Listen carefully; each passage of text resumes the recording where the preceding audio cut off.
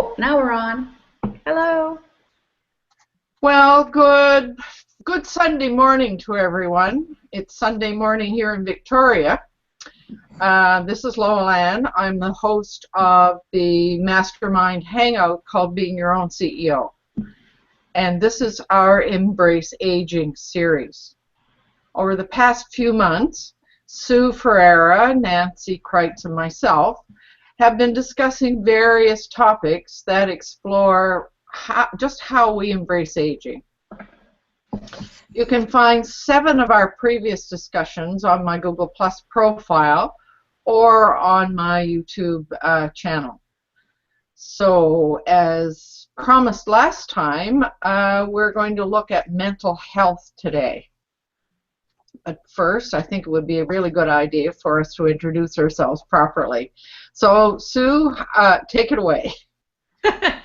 It's Sue Ferreira here. I have a little program, Live Your Retirement Dream, showing baby boomers how to generate passive income for their later years using their current knowledge and skills. But I also have been a physician for 43 years, and I know that mental health is a very big subject, so we will do our best in the time we have. Right on. Thank you, Sue. And Nancy?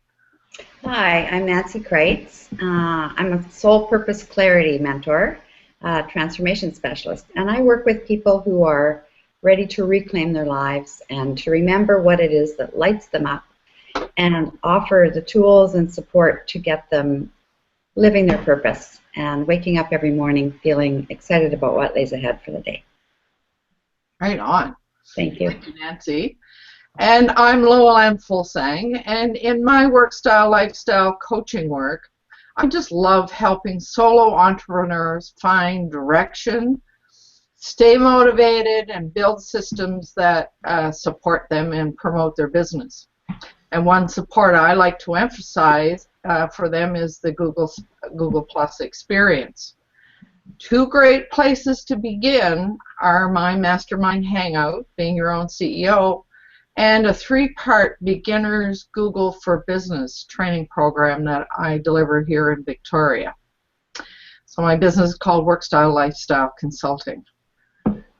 So before we get into our discussion this morning, I might just caution viewers from outside that you may find that we're a little bit choppy this morning. There were some very strange computer things happening before we began our broadcast. So hopefully it's not too choppy now, and it will progress well. So I always like to begin a discussion with a definition.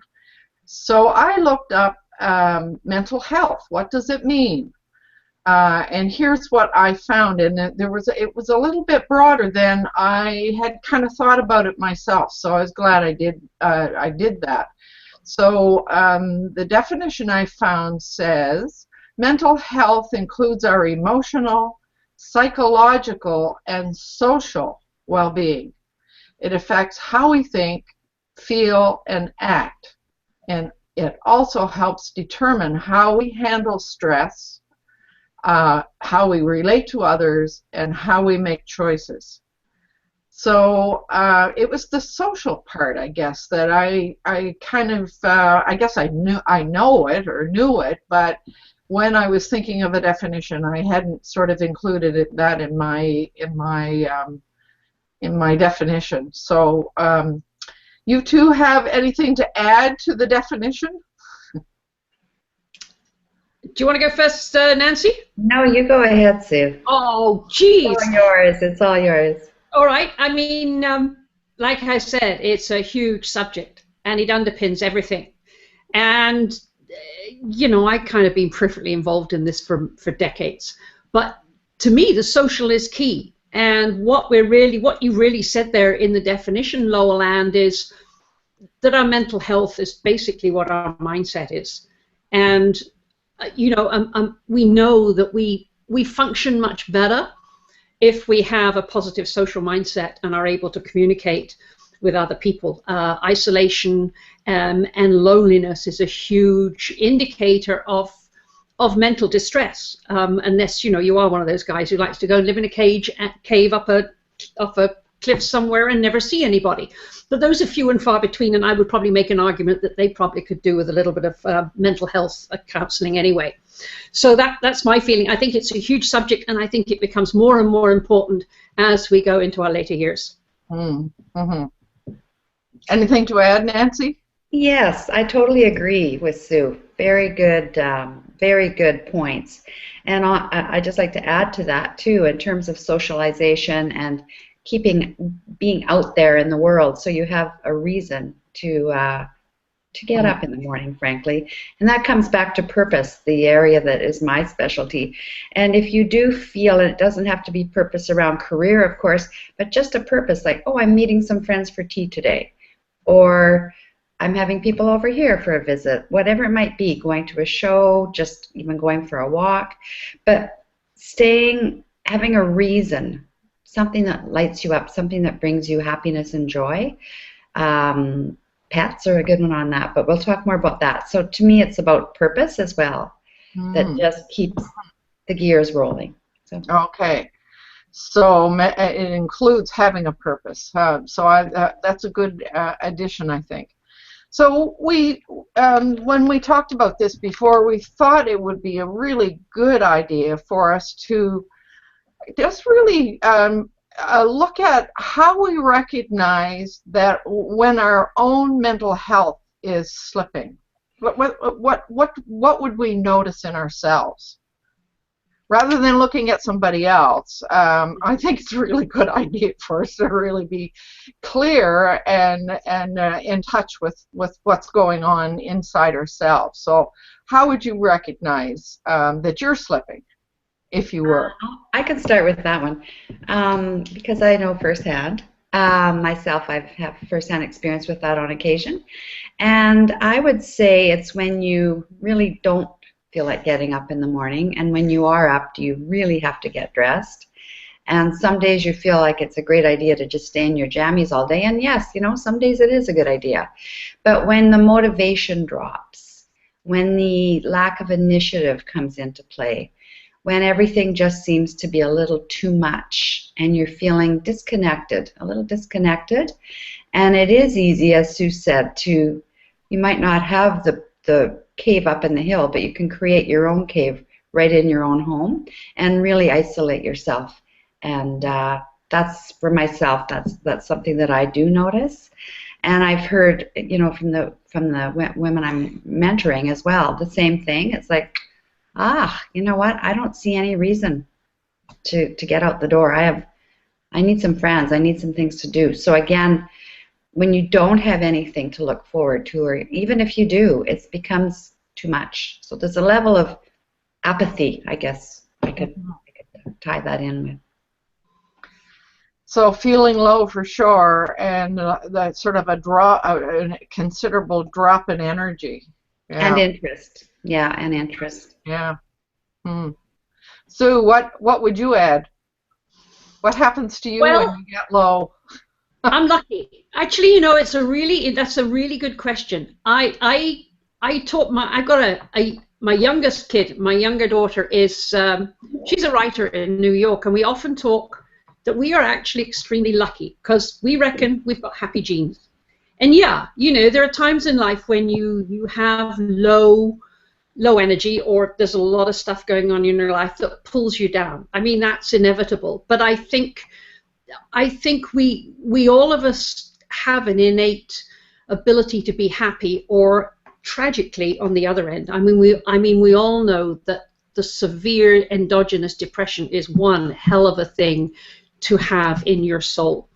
So on the positive note, I always wake up and I have to have my coffee first, and then I just look at the day and I do self-affirmations and I look at the day. And I guess it depends a bit on your attitude in life, but I'm at the stage now where basically if I wake up this morning, it's a hell of a good day, because we all just, but it is, I think you just waking up. Well, it is, because you come into life at a certain day on your birthday, but you don't remember the first couple of years, and you're going to exit at a certain day. And you have this unbelievable privilege to be conscious. And we don't understand consciousness and everything else, but you're conscious of what's going on around, and we don't understand it. And hey, I ain't going down that route because we never will, as far as I can see. But from the day you're born to the day you die, you're in the story. And I just love waking up every morning and being in the story. And I think, folks, if you can really take into your soul the benefit or the privilege it is to wake up every morning, sure helps your mindset. Mm. So I guess what I'm hearing is that you don't allow yourself to get low. That's right. You don't. I mean, you know, you can wallow, and it's tough. I'm not saying it's easy, but if you do undergo positive affirmations every morning, you have a much more positive day. If you have negative affirmations every morning, well, it's going to be a pretty miserable day. Yeah. Can I add just a touch to that, Sure. Lowell? Or would you like to add to that, Lowell, before I do? I mean, I was going to say, I know for myself, and I don't know whether it's chicken or egg, but I know that binge watching movies or television or whatever, like it's again very similar to what you called it, Nancy. It's like crawling into a hole and staying there. But and a couple of other things that I remember us talking about was going to bed, going to sleep in order to avoid something, and breaking routines. I know for myself, if I break my fitness routine, for example, I know that there's something that's going to deteriorate. So. Then, well, there was another one that we all agreed on that comes to mind, and that is self-medicating, whatever that might be, liquor or drugs or whatever. Yeah. So, Nancy, you wanted to add something. Well, I wanted to build on Sue's, because you're right, Sue, about getting up and you have your routines. And for myself, I call them rituals. So I do have, you know, in the morning I get up, I make my cup of tea, I get the paper from the front door. But before I dig into the paper, I tend to do some journaling. And again, the positives and blessings and all of that. And a meditation. And then look at the paper and maybe skip through the whole front section, depending what's in it. But I started to get the paper. This is just on the mention of routines and rituals, because living on my own, and working on my own, sometimes I didn't remember what day it was.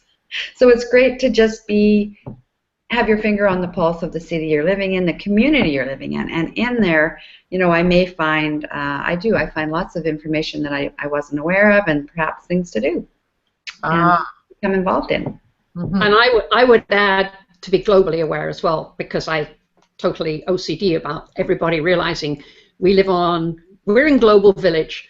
And so you need to know what's going on in this planet, and it is interesting times. And I think if you have any challenges or you want to do something, we have the ability to do it today. It's all there. It's right on our computer. So don't sit there and say, somebody ought to do something about this, because that somebody should be you. And I think that then brings you to an activity which gives you a sense of purpose, which puts you onto a mindset that helps you get up in the morning. Mm-hmm. Very nice. So I guess I was about to say that I think that we all feel somewhat down once in a while, and when we see these little things happening to us, those are reminders, aren't they? To buck up and do whatever it is. So then the other thing that we had thought we would like to cover is, okay, so if we feel ourselves kind of slipping and going into that hole, what can we do immediately to regain? So you folks have said, well, do some things around having a purpose, staying in touch with the world around you. Have you got anything else to add in terms of what to do right now when you feel yourself kind of going there? Well, myself, I find the best thing to do is, because some days those rituals, and I mean, really, I don't want to put across that it happens often, but when it does, it's like, yeah, I'll always make my tea and I'll always get the paper on, but I may not do the journaling, and I may skip the meditation. But those are the days that I also know the best thing I can do is strap on my shoes and get out the door for a walk. And I know we're blessed here in Victoria for our weather, but I also lived in Calgary, and I also went for walks every single day in snow, sleet, whatever it might be. So you can get out the door, and just that fresh air and that movement can often shift whatever it is that's going on. But I'd also like to add that I feel it's important. Sometimes we do feel overwhelmed, or we are legitimately just kind of tired, and to give yourself permission to binge watch TV. Myself, I dive into a book. I get to the library. I do get out to the library, and I pick up a pile of books, or I put some on hold, and I dive into a book, and I give myself permission to do that without beating myself up and feeling guilty. And then, gee, I'm rejuvenated, and the next day, ooh, let's go. So sometimes we do need to refuel our batteries. But I can agree with the walk thing. Walk on the beach is the most rejuvenating thing I can possibly do. Yeah. Right. So there was something else, some other ideas.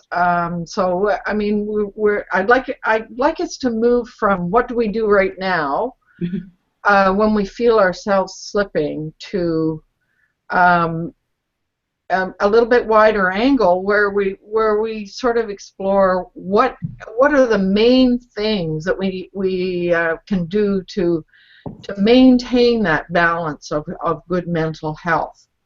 And some of the things we've already talked about are some of those things, but I think there's more that we need to pay attention to in order to maintain good health, good mental health. So, Sue, what would you put on at the top of that list? If you don't have a positive mindset, you're in trouble. And so I think, and the positive mindset goes with the exercise, and I totally agree with both of you. I think we know over and over again, it's the folks with a positive mindset who are successful, who make relationships, who people like, because quite frankly, if you're miserable as sin, you push everybody away from you. So I think anything you can do and you can change your brain. I mean, if you haven't read The Brain That Changes by Norman Doidge, go out, get it, read it, because it's a wonderful book of hope. And, I'm heavily into brain plasticity. If you're sitting there saying, well, I am who I am and that's nothing I can do about it, well, you're toast, because you can do something about it. If you can change yourself, and you can, to having a more positive mindset, you start getting into a feedback loop where you get more of a positive mindset and people like you and you get asked out more. So for me, positive mindset is the key to a good life. Yeah, and it does, it spills over into all kinds of other things. Everything. Another item that seems to, I mean, we've talked about exercise, but maintaining really good physical health is... Sometimes we can't always do that, but you're right. To the best of our ability, though. I mean, to pay attention to the things that don't bring about good health and the things that do, and that includes eating well, and a good balanced diet, please God, I not ever get into the binging on chocolate or something like that, because that'll send me down the path immediately. Keep the potato chips outside of the house. Yeah, right. January's a tough month. It's getting rid of the chocolate from Christmas addiction. I understand. Yeah, right. So, so Nancy, what about you? What's on the top of your list of over and above what Sue has suggested, the positive mindset as being probably the most important for her? Would you agree that that's the most important, or is there something else that you think is equally important? Well, I absolutely 100% agree with Sue. Positive mindset, having a good laugh when you can, pick up the phone and phone a friend if you don't have anything planned, and have a laugh. But also, to me, of course, mindfulness is always top of my list for mental health, and that does include like a easy meditation, which can just be breathing in to the count of 6 and breathing out to the count of 6. So say 10 breaths a minute. Just focusing on that for 5 or 10 minutes, even when you first wake up.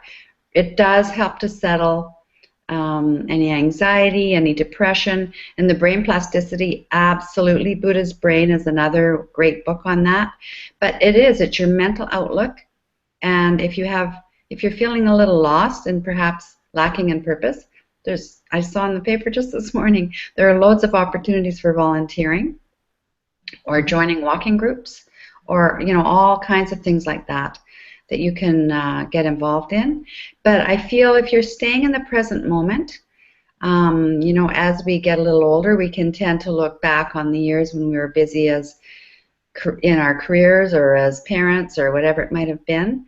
We can get caught back there with a lot of woulda, coulda, shoulda, or I wish, or we can flow up to the future and perhaps feel a little fearful or a little, that uncertainty. Of course, we don't know what's up ahead, but if you can be right here, right now, in this day, and as much as possible with a smile on your face and a bounce in your step, that's what's creating your future. And if every day, if every moment you can just be present without going into worry, that helps you to create your future in a way that is positive and fulfilling. So that's simplistic, but that's, in a nutshell, mindfulness, being present in this moment. Nancy, you're right. The truth is always simple. It's folks who complicate things that make it though it's more difficult than it is, but the truth is usually pretty simple. Yeah. Well, my truth, the thing that I would put, I mean, I certainly don't, I agree with the pieces that you both have mentioned, and both of those impact the thing that I'm going to say, and that is relationships. I think that as people get older, they have a tendency to just stick with the old relationships that they had whenever they made them, and without stepping forward and stepping out and creating new, maintaining the good old relationships for sure, but stepping out and creating new relationships. And of course, you can't do that without a positive mindset, I realize. But to me, relationships is right up there on the top. Mm-hmm. Yeah, and they become more important as you get older, because, this is not doing the gloomy thing, but the chances are that some of your friends will shuffle off this mortal coil before you do. Yes. And that's where often the loneliness comes in. So, Lowell, you are absolutely right. The ability to keep creating relationships as you go forward is hugely important. And there's so many lovely people out there to love anyway. Yeah. Absolutely.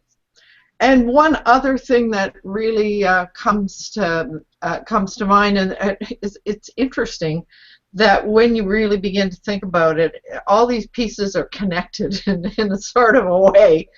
But maintaining a sense of curiosity.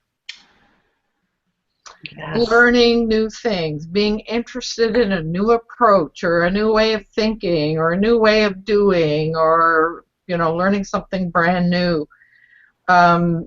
That's the relationships and the curiosity are the two things that keep me going for sure. Yeah. Absolutely, and that comes down to Sue's original point about mindset. Yeah.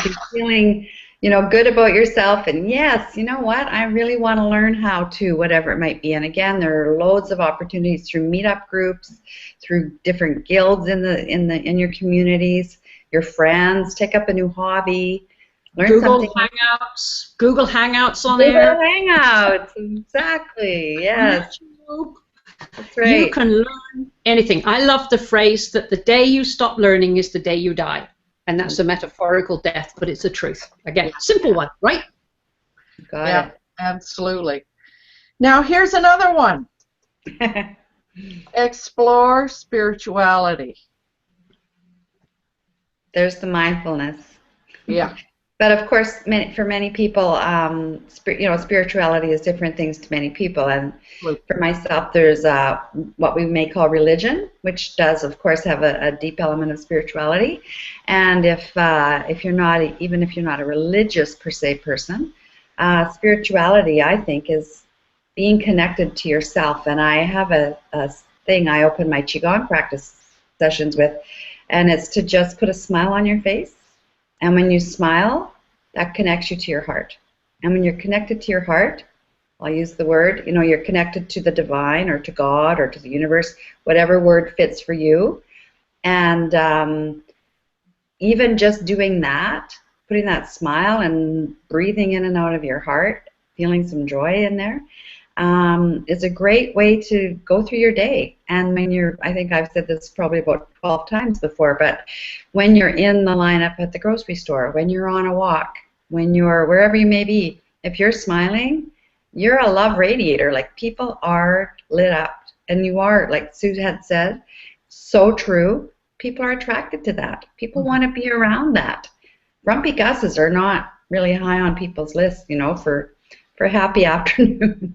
But if you can have a smile and feel that connection even to yourself, to me, that's a deep spirit. And of course, meditation, there's all kinds of spiritual practices, yoga, qigong. There's lots of things out there that enhance that sense of meaning and purpose, whatever that may be for each individual. Well, and when you said searching or finding that sense of meaning, I'm noticing, you can see me looking down. We had this conversation before, and so I made a list of all the things that we covered, because I didn't want us to forget anything.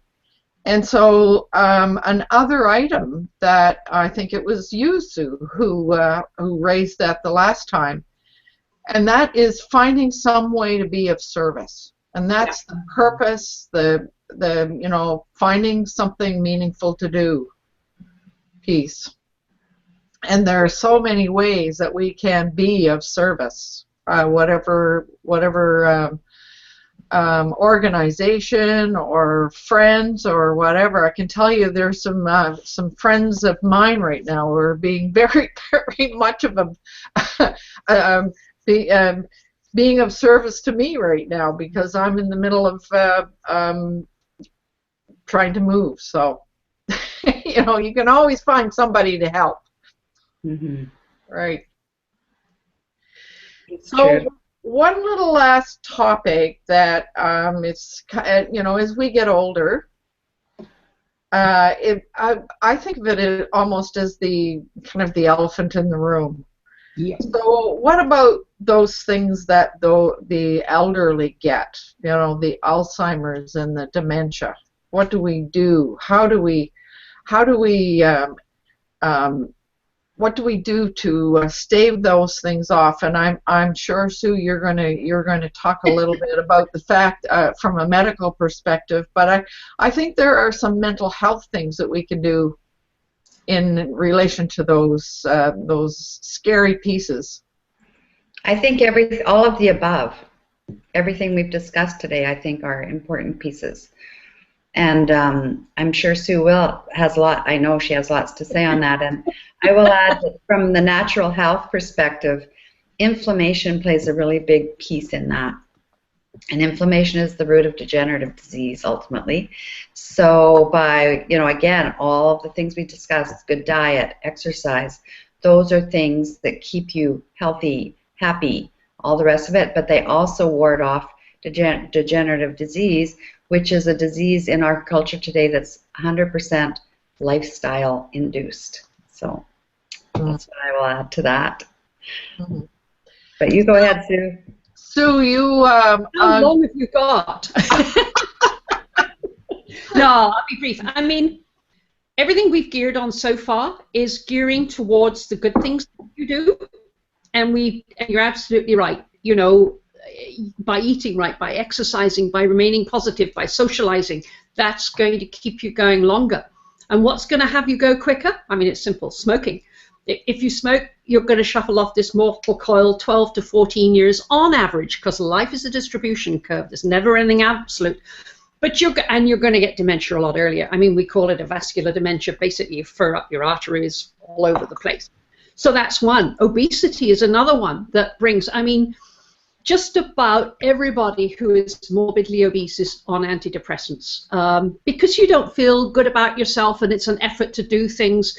And basically, you've got one little heart in there that was actually going to pump for someone, say, who was 55, 60 kilos, and it's pumping for someone who's 110, 120. It's under stress. You don't feel good. So those are the two big lifestyle things that make a huge difference on your longevity, your mental health, and eventually on your longevity, as I say. And the other thing is, I mean, in my life, you've heard me say this before, there's been a huge extension of our lifespan. From when I was born, the life expectancy for a male was about 64, and for a woman it was 71. Now we're up in the mid-80s.